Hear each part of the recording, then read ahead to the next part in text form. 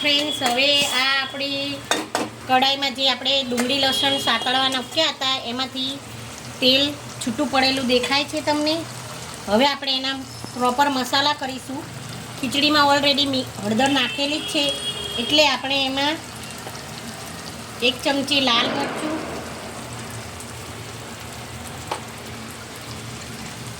1 ચમચી ધાણા જીરું,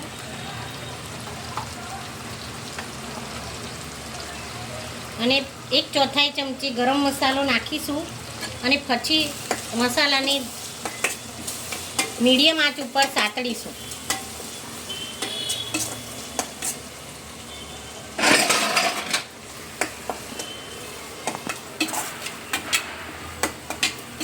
જો એની સરસ સુગંધ આવી રહી છે.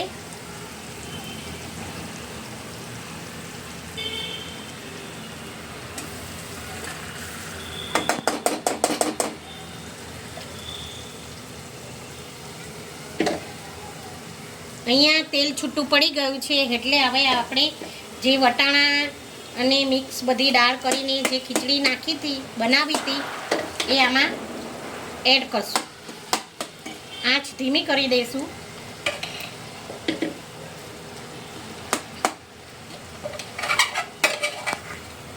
જો અહીંયા મિક્સ કરેલું છે અને લાસ્ટમાં આપણે ખીચડી બાફતી વખતે જે મીઠું નાખ્યું છે પછી તમે થોડુંક લાસ્ટમાં સહેજ મીઠું નાખી શકો તમારા સ્વાદ અનુસાર. ના નાખવું હોય તો પણ તમે એને સ્કીપ કરી શકો છો. અને અહીંયા જુઓ ફ્રેન્ડ, મારી મસ્ત મજાની મસાલાદાર ખીચડી રેડી છે.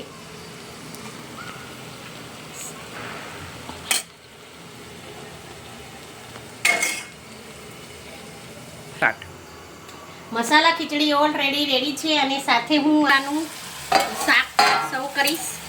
એ શાક બી મેં નવી રીતે જ બનાવ્યું છે. એની રેસીપી નેક્સ્ટ વિડીયોમાં હું ચોક્કસ તમને બતાવીશ. ચલો ફ્રેન્ડ્સ,